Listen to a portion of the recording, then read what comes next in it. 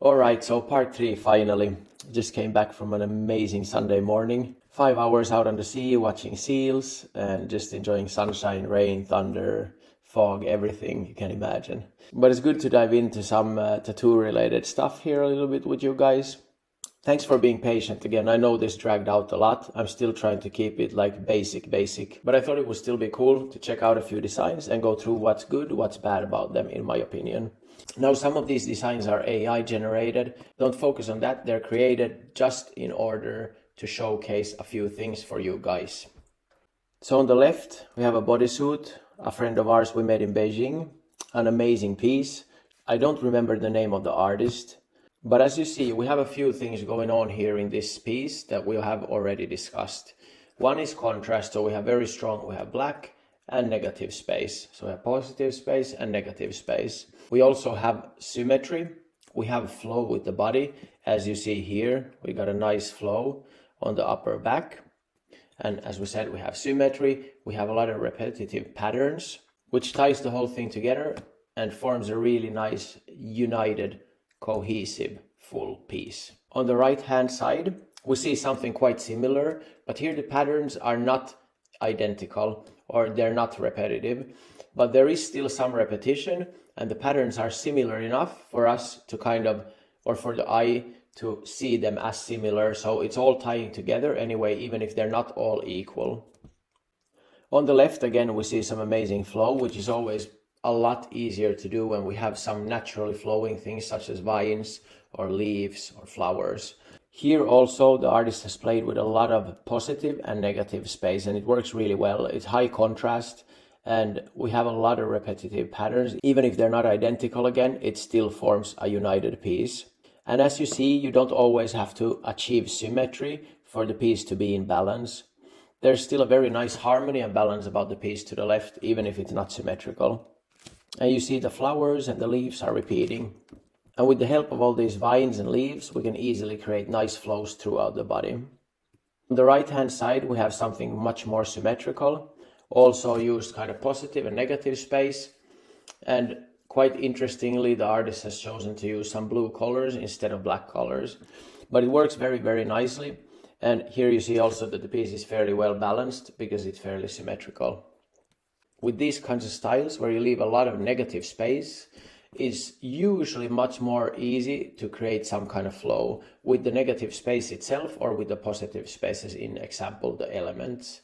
But when we're dealing with something more saturated where it's a full image, it's usually much more hard to actually create flow because the flow has to be something, in example, the element itself or the background.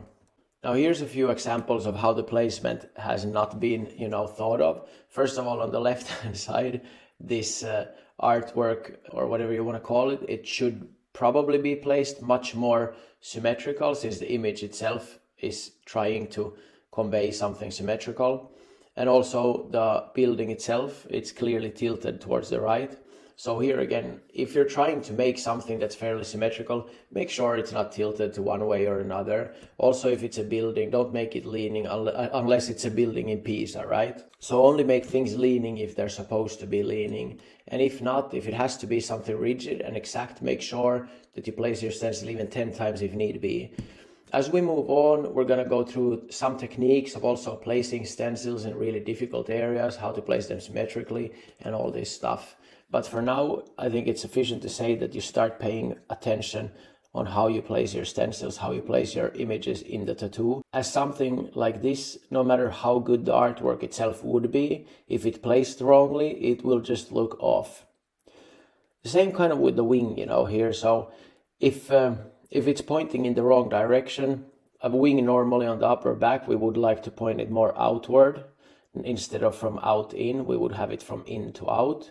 And this time it's kind of like a complete opposite, so it looks very off on the body. So just paying attention to simple things like this and what actually makes more sense. If you start activating your brain, I think most people already naturally have some kind of understanding of this, but there's still a lot of people who do not. So if you feel like you might be one of the people where this how to place elements is not coming naturally, then try to start paying a lot more attention at these things when you're working, when you're placing the stencil or when you're designing. Now here's a few examples, and I want to show you a picture we already looked at earlier just to keep in mind. So the image here to the right, it's not covering the full back, but it's very breathing and it's naturally flowing and getting slightly tinier towards the lower back. So it shapes a little bit of a V form when we're looking at the weight of the full image. And now when we're moving on to these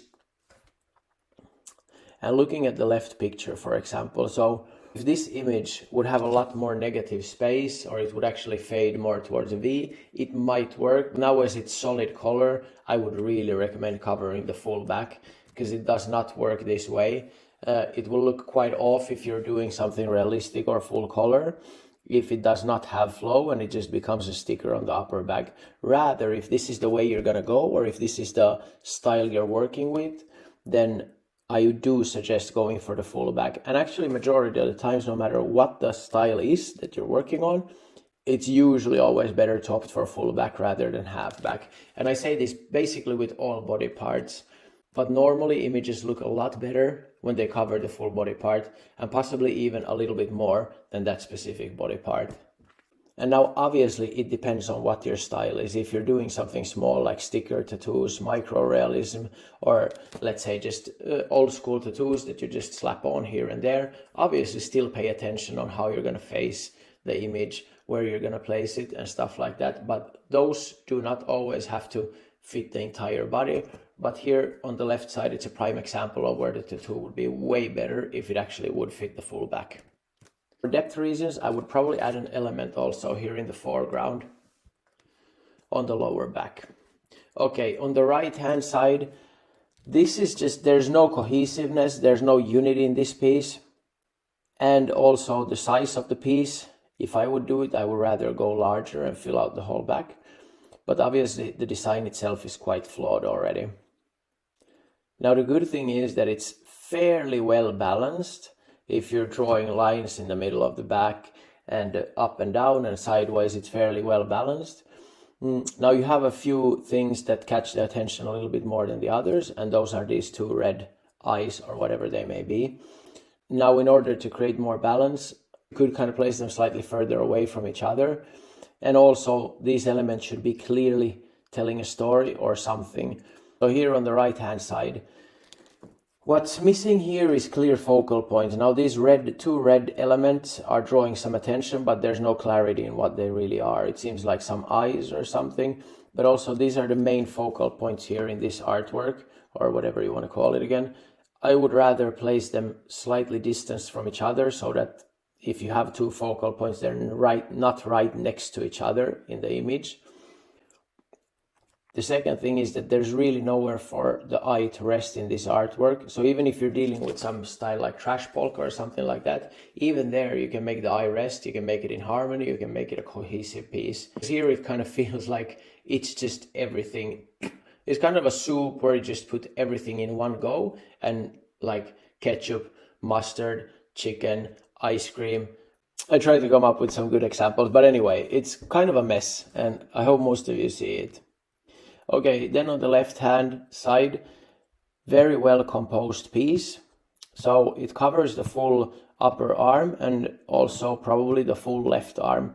It's a very deep piece. You have very clear depth in it with the bones in front. You have the heart in the middle, then again the ribs behind that. And you also have the glowing heart that reflects on the face of the skull. So this piece of art really stands out, and you have a lot of focal points, or at least points of interest, as you do have the heart and the hands holding the heart here. That creates a really nice focal point also because of the contrast difference and the light here.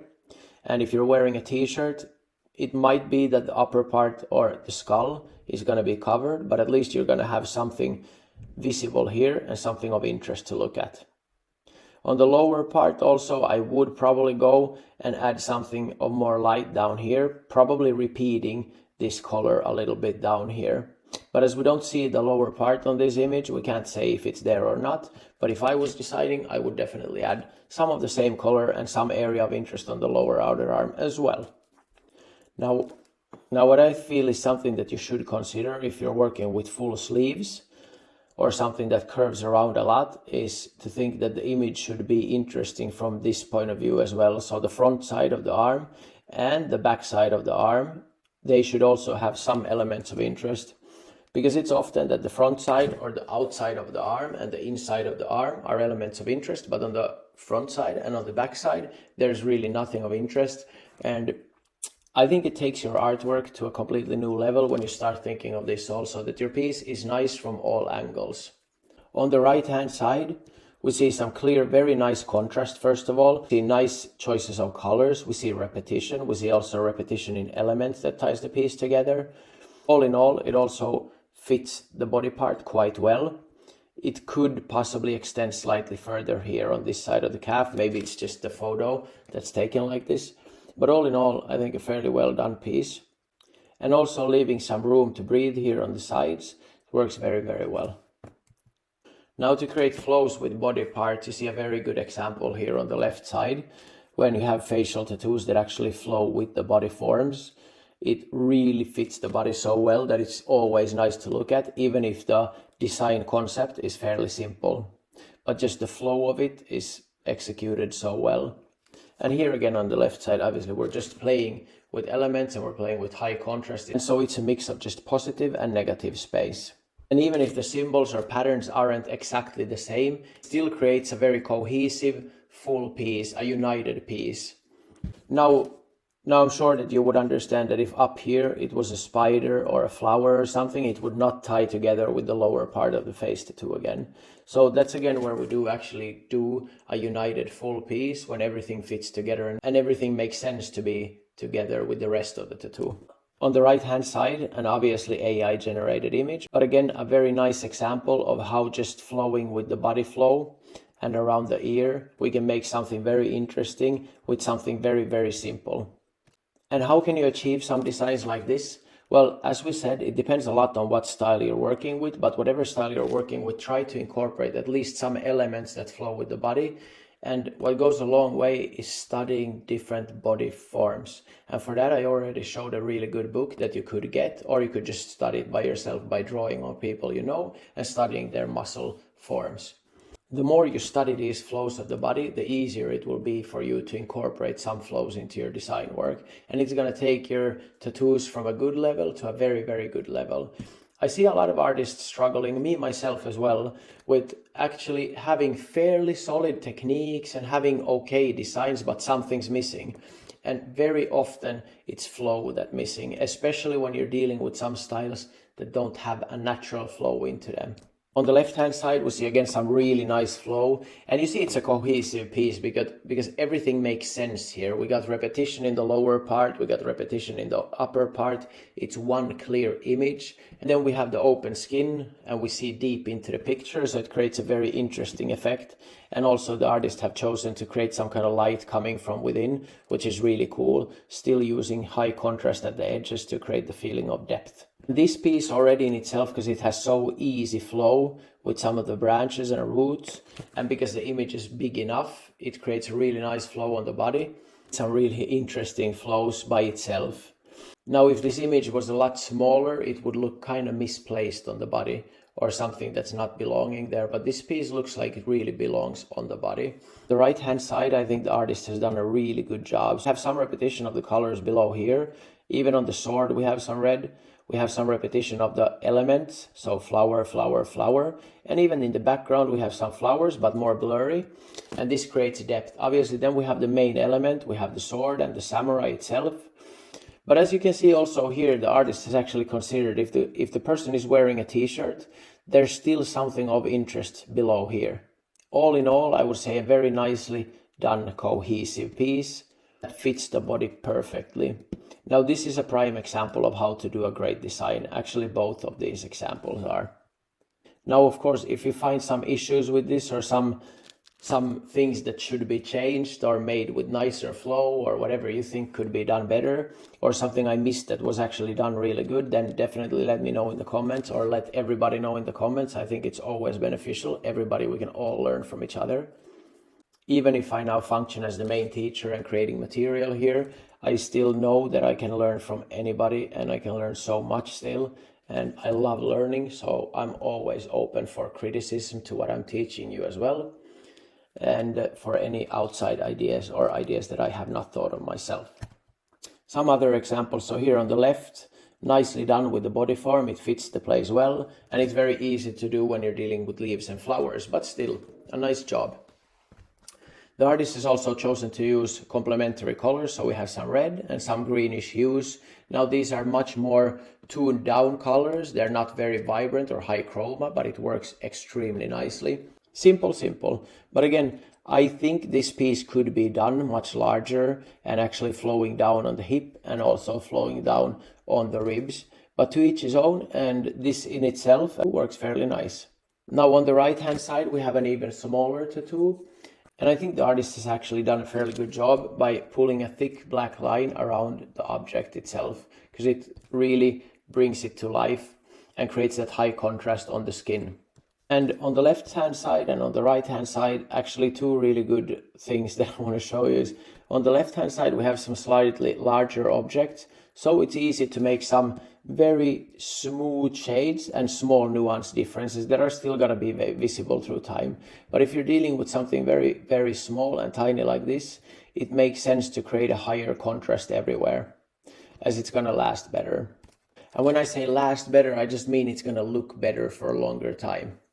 And clarity, always remember to maintain clarity of the overall design. So you don't want to cramp in a lot of nonsense in the design. Keep it as simple as possible and only add elements of interest if you need to. And be thoughtful of what you're adding and why. Because it's easy to cramp it up with a lot of stuff, but remember that usually if you're putting something else in the image, it's usually drawing attention away from your main element. So be thoughtful of what you're adding and why. In an ideal world, whatever you add to the design should just emphasize the main element or the artwork itself, instead of just drawing attention to 1,000 different places at the same time. And as a prime example of this, the right-hand side image, which is a total chaos, and there's really nothing peaceful about the piece itself. I would recommend for everybody to start experimenting, start looking at your own artwork, and start looking at other artwork, start looking at other styles as well, and start thinking what makes the artwork good, what makes the artwork bad. Not so much the tattoo technique stuff itself, as we're not getting into that yet, but the design stuff. So think about why the designs are good, why they're bad, and not only your own work, but study different styles. Each style can teach you so much. Now for homework, and number one is to reflect on what we went through here, and I suggest that you not only reflect on it in your head, but you actually write it down on paper. And I think for those who really want to get the most out of what we're going through here, even if it seems fairly easy for you or you feel like you're understanding everything that we're talking about, it still makes sense to write it down because it gets integrated into your system way better. And this way you get the maximum benefit from actually sitting here, listening to me talk and showing some slides.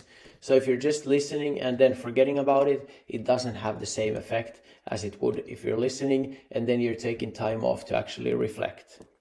Now, if you feel like it, I would suggest that you do share your thoughts and your ideas with other artists in the community as well under this module, because I think it helps everybody. After you analyze your own work and after you have went through a lot of different designs of different styles, then think of how you can improve your tattoo designs, because you can become your own good critic, just that you have to train your mind and your eye to see what's wrong and what's right. And if you do the exercises we talked about, your mind and your eye are going to get trained better and better, and then reflecting on your own work and really systematically thinking of what could I do better in each work and how, because then it's going to translate into your future works for sure. Okay guys, thanks for sticking with me during these 3 parts. It was pretty basic stuff, but I think it's still very beneficial to go through. And after this, we're going to move on to the next sections. I'm going to try to keep it shorter in the future so we don't have to have 3 parts on every topic and stuff, but I can't promise. I'm going to add what I feel is kind of necessary to go through in the beginning, and then we'll go from there. And obviously your feedback again helps, then I know if I'm moving on too fast or too slow. Okay, thank you everybody. Ciao.